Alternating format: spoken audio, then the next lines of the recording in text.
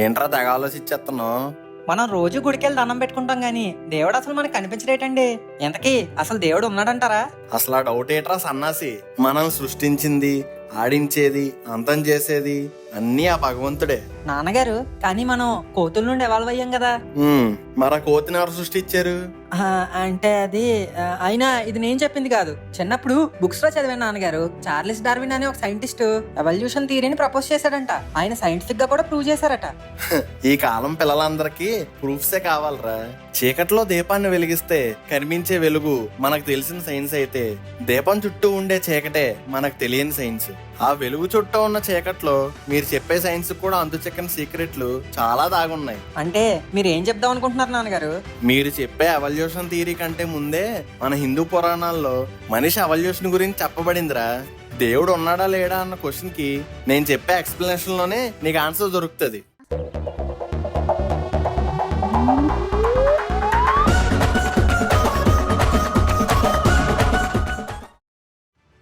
రే మను, నువ్వు చెప్పిన evolution theory ప్రకారం ఫస్ట్ ఏ ప్రాణి ఎవల్యూట్ అయిందిరా? చేప నాన్నగారు. చార్లెస్ డార్విన్ థియరీ ప్రకారం జీవం మొదటి నీటి నుండే ప్రారంభమైంది. ఇప్పుడు ఎన్ని అవతారాల్లో ఫస్ట్ అవతారం ఏంట్రా? మత్స్య అవతారం నాన్నగారు. అంటే మీరు చెప్పేది?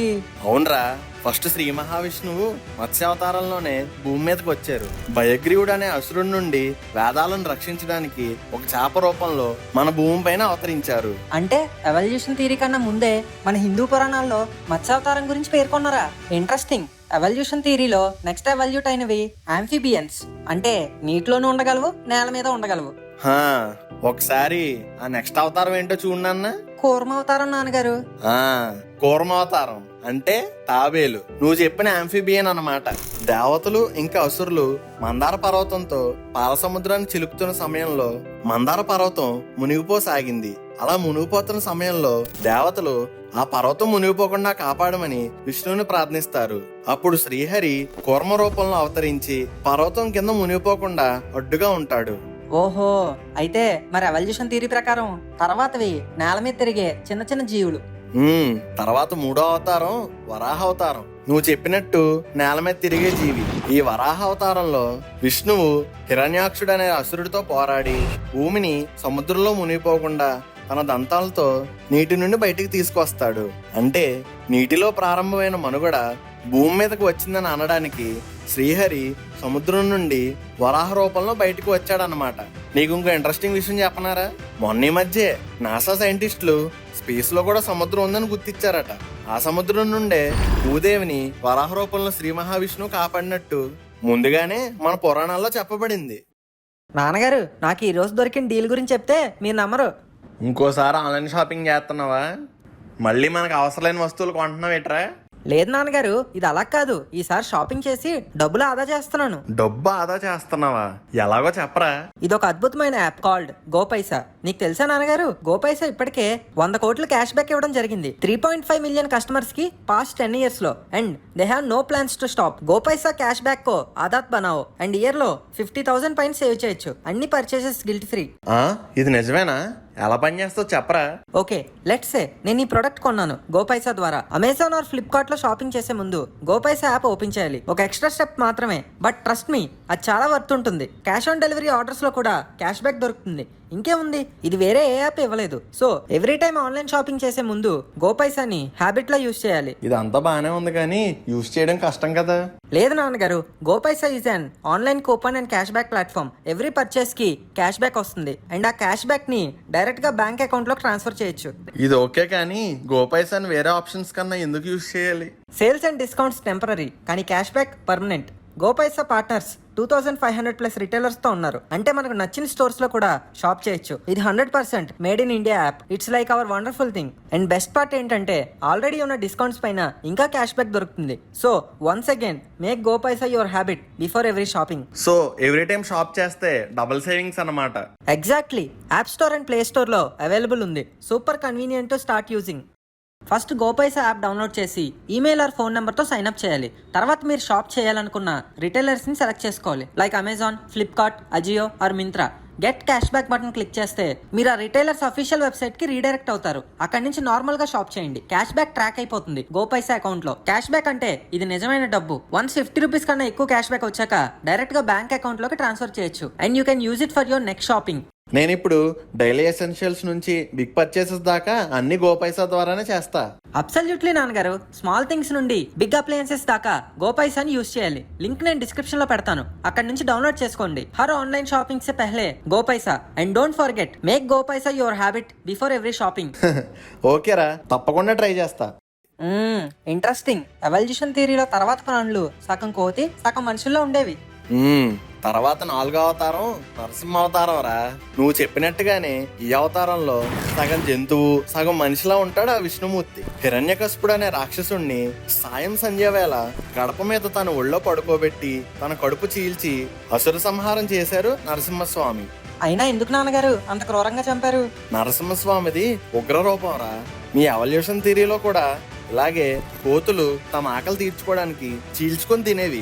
ఓ, అయితే తర్వాత మనిషి మట్టసంగా స్టార్ట్ అయినట్టు ఎవల్యూషన్ థియరీలో ఉందండి.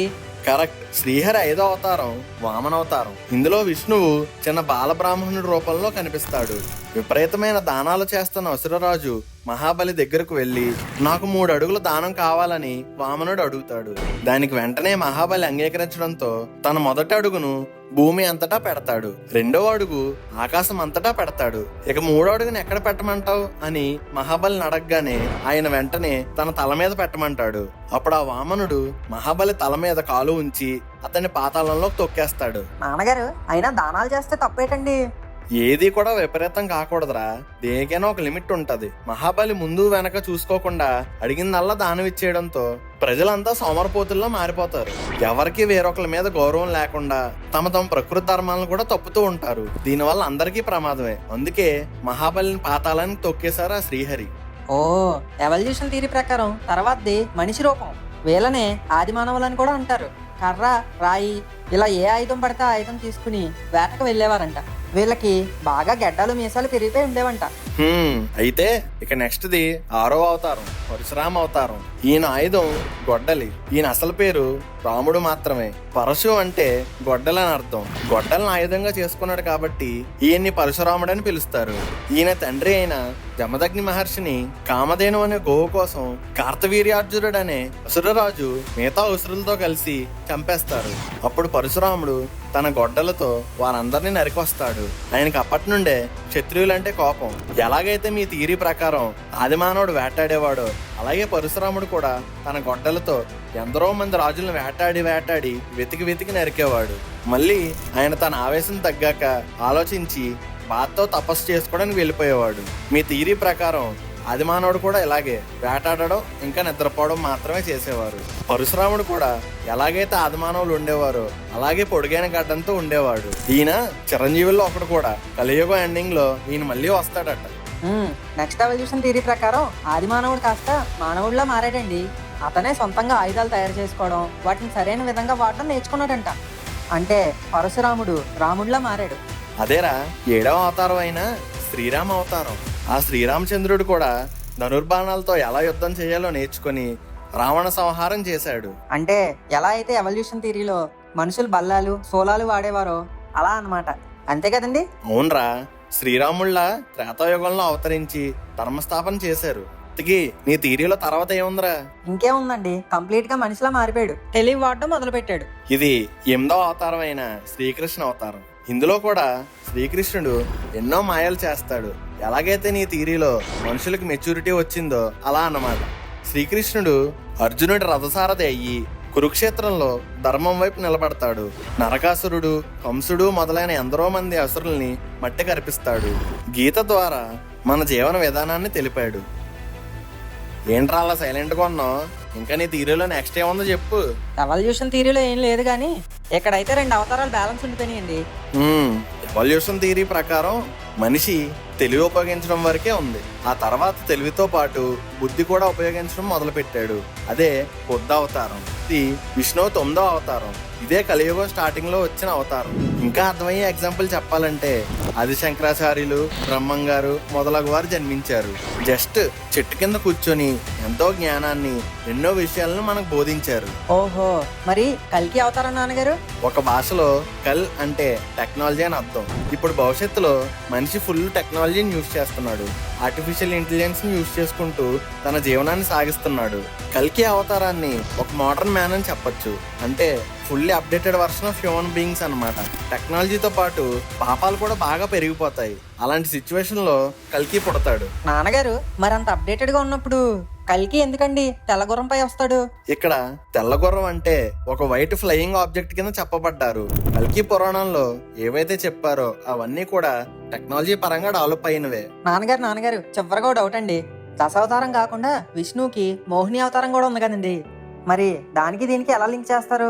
ఇప్పటివరకు చెప్పుకున్న అవతారాలన్నీ కూడా పురుషుల అవతారంలోనే ఉన్నాయి. మోహిని రూపం దాల్చిన శ్రీహరి స్త్రీ ఎవల్యూషన్ కూడా స్టార్ట్ చేశాడు.